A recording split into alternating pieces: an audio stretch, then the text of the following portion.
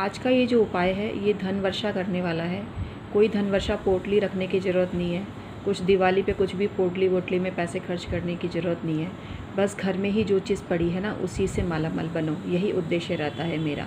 तो अपने पैसे बचाइए और अपने जीवन को खुशहाल बनाइए। खून पसीने की कमाई आपकी जेब में शोभा देती है, किसी और की जेब में नहीं। तो अपने खून पसीने की कमाई का पैसा अपनी बेवकूफ़ी से जाया मत करो और ऐसे लोगों से बचो जो लंबे चौड़े अनुष्ठान करवाते हैं, आपका पैसा वेस्ट करवाते हैं। उनको ये बोलो कि महाराज ऐसा उपाय बता दो जिसमें मेरा पैसा भी खर्च नहीं हो और मेरी बात बन जाए। ऐसे बहुत से मंत्र यंत्र तंत्र उपलब्ध हैं जो बिना खर्चे के हैं, बस आपका थोड़ा सा समय डिमांड करते हैं। अगर आप समय देते हैं, डेडिकेटेड हैं अपने उद्देश्य और पर्पस के प्रति, तो दुनिया की कोई ताकत आपके घर में धन के अवरोध को उत्पन्न नहीं कर सकती है। निश्चित रूप से आपके मार्ग बनेंगे।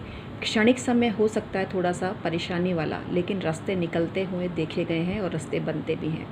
आज एक ऐसा ही दिव्य प्रयोग आपको बता रही हूँ। मैं हूँ डॉक्टर उमा श्री, आपकी अपनी ज्योतिषी। आपका स्वागत करती हूँ और परमात्मा से ये कामना करती हूँ, ये इच्छा करती हूँ कि आपके जीवन को खुशहाल और मालामाल बनाए रखें। इसी क्रम में आज एक ऐसा टोटका आपको बता रही हूँ जो बहुत ही अद्भुत है और जो बहुत ही ज्ञानी जनों के द्वारा, गुणी जनों के द्वारा किया जाता रहा है और उन्हें फ़ायदा भी हुआ है। तो तुरंत इसको आप देखिए वीडियो को पूरा और इस प्रयोग को आप करिए। आपको पता ही है कि शुक्रवार को माता वैभव लक्ष्मी की पूजा की जाती है और उसमें गहनों का पूजन भी किया जाता है। लेकिन शायद आपको ये पता नहीं होगा कि गहनों का पूजन माँ वैभव लक्ष्मी की पूजा के अलावा भी किसी खास समय पर किया जाए तो बहुत ज़्यादा आपको समृद्धि देता है और धन के जो ब्लॉकेज आपकी लाइफ में आ गए हैं उनको दूर करता है। जी हाँ मित्रों, वो दिन है शुक्रवार। शुक्ल पक्ष के किसी भी शुक्रवार को, भले ही आपने व्रत किया हो या नहीं किया हो, इस प्रयोग को आप प्रारंभ कर सकते हो और कम से कम इसको 7 दिन या 11 दिन या 21 दिन लगातार करो, डेली करो। और समय है संध्या समय। संध्या समय जो होता है वो विशेष रूप से माँ लक्ष्मी के आगमन का समय माना गया है। ऐसा माना जाता है कि संध्या समय में माँ लक्ष्मी विचरण करती हैं और जिस जगह को अपने अनुकूल पाती हैं वहाँ पर स्थायी रूप से निवास करती हैं और प्रवेश करती हैं। इसीलिए बड़े बूढ़े कहते हुए आए हैं कि संध्या समय दरवाज़ा थोड़ी देर खुला रखो। जो लोग संध्या समय अपने दरवाजे बंद रखते हैं घर के, उनके यहाँ से लक्ष्मी बाहर से ही लौट जाती है। तो इसकी व्यवस्था आप करें। कुछ लोग कहते हैं मच्छर आ जाते हैं या वो कुछ भी है मित्रों, पैसे की कामना है ना तो रास्ता निकालना पड़ेगा आपको। जाली का दरवाज़ा लगा के रखो और थोड़ी देर के लिए संभव हो तो स्प्रे वगैरह जैसे भी कुछ कर करा के और थोड़ी देर के लिए दरवाज़ा खोल दो। आपको क्या करना है, ये काम घर की स्त्री को करना है। घर की स्त्री को वैसे ही श्रृंगार करके तैयार होना है जैसे कि किसी फंक्शन में तैयार होती है। नहीं तो कोई पूजा पाठ वाली साड़ी ज़रूर पहन ले जिसमें कि गोटे लगे हुए हों, कोई वर्क वगैरह किया हो, और अपने आभूषण लेकर एक थाली में रख लें। आभूषण कोई भी ले लें। अब यहाँ पर देखिए मैंने ये रख ली है, अभी आपको दिखाने के लिए रखी है और कोई पर्पज़ नहीं है इसको दिखाने का। तो ये देखिए जैसे ये चेन है ये रख ली है मैंने, 2 चैन रखी है इसमें। इस तरह से ये चैन और ये बैंगल्स मैंने रख ली आपको दिखाने के लिए। आप सोने का कोई भी गहना ले सकते हैं, एक भी ले सकते हैं। जितने ज़्यादा आप रखेंगे उतने ही ज़्यादा आपको समृद्धि मिलेगी। बाकी जितने भी आपके पास हैं वो रख लें, छोटा बड़ा इससे कोई मायने नहीं रखता। बस गहना जो है ना सोने का होना बहुत ज़रूरी है। गोल्ड अपने आप में वर्क करता है और समृद्धि को लेकर आता है। तो अब आप रख सकते हैं। ये मेरी तो ये चांदी वाली थाली है जो मैं पूजा के काम में लेती हूँ। अभी थोड़ी सी मैली हो गई है, इसको मैं साफ़ करूँगी।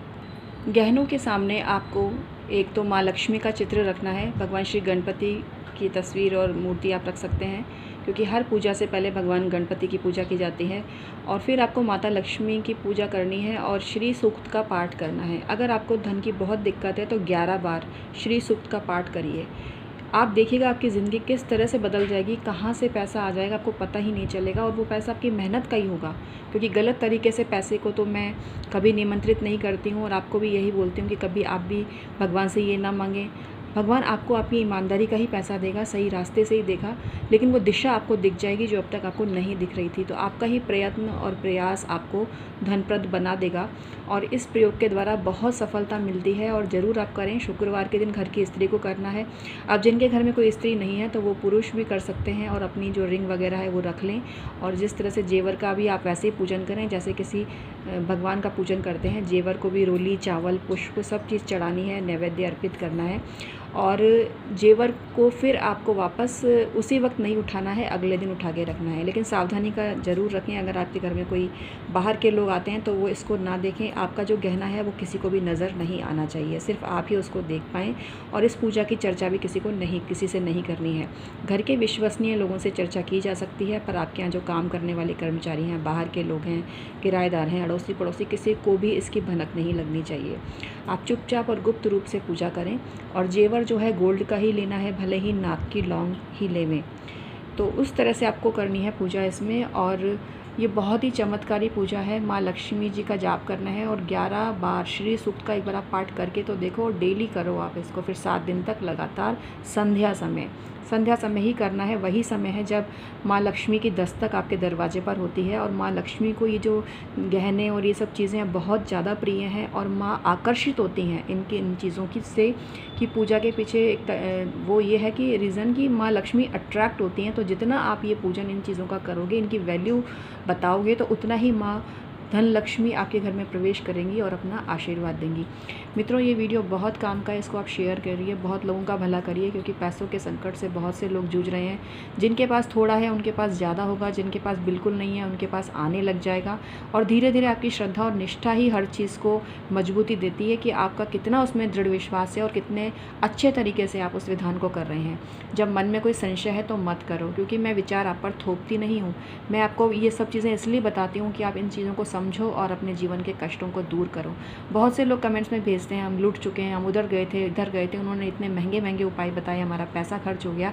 तो भाई मैं आपको कितना समझाती रहती हूँ कि गलत लोगों के चक्कर में मत पड़ो, आप अपने पैसे बचाओ, आपका पैसा वेस्ट मत करो। आप लोग बेवकूफ़ बना रहे हैं और आप बनते जा रहे हो, तो इसमें गलती आपकी है ना। क्यों दूसरों को इतना हावी होने देते हो अपने ऊपर।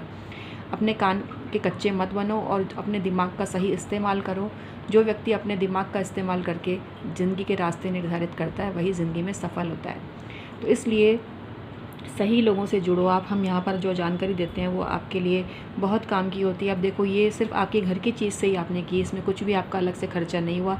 और इसके आप परिणाम भी देखना। आप 11 बार ये सब चीज़ पूजा और ये विधान करके श्री सूक्त का पाठ करना चालू करो, आपकी निश्चित रूप से धन की समस्या सॉल्व होगी और आपके घर में इतना पैसा आएगा कि जिस चीज़ पर उंगली रखोगे उस चीज़ को खरीद पाओगे। अब तक मन को मार रहे थे, हर वक्त यही बात चलती थी, बहुत महंगा है, अगले महीने देखेंगे, वहाँ से पैसा आ जाए फिर देखेंगे, या फिर कटौती करते हो किसी चीज़ में कि ये लेना है तो पाई बचा रहे हो और बड़ी कंजूसी से खर्चा चल रहा है, घर में खाने पीने में कटौती कर रहे हो। तो ऐसी ज़िंदगी से थोड़ा सा ऊपर उठने की कोशिश करो। ये ज़िंदगी नहीं है आपके लिए इससे बहुत बेहतर ज़िंदगी परमात्मा ने लिखी है, लेकिन आपको पता नहीं है कि आपको चाहिए क्या। इसके अलावा बार बार अपनी ज़ुबान से अच्छे अच्छे शब्द निकालो, माँ लक्ष्मी से रिक्वेस्ट करो। परमात्मा से कुछ लोग रिक्वेस्ट नहीं करते, बस कोसते ही रहते हैं, भगवान तूने ये किस्मत क्यों लिखी। इसकी बजाय आप ये बोलो, परमात्मा ने तूने मुझे दिया है, अब और दे, बहुत दे, मुझे चाहिए तेरी कृपा, मैं तेरे चरणों में हूँ। इस तरह से रिक्वेस्ट बार बार करते रहो, बजाय कोसने के रिक्वेस्ट करो, तब जाके आपके पास पैसा आएगा। ये बहुत ही चमत्कारी उपाय है, इसको शुक्रवार से प्रारंभ करो। उस दिन अपना चंद्रमा जरूर देख लेना, चौथा, 8वां और 12वां नहीं होना चाहिए। आपकी जो राशि है, जैसे मेष राशि है और चंद्रमा कर्क राशि में है, तो वो आपका चौथा चंद्रमा हो गया। इसी तरह से काउंट कर लीजिए, जिस जगह आपका चंद्रमा बैठा है वो आपका पहला चंद्रमा कहलाएगा।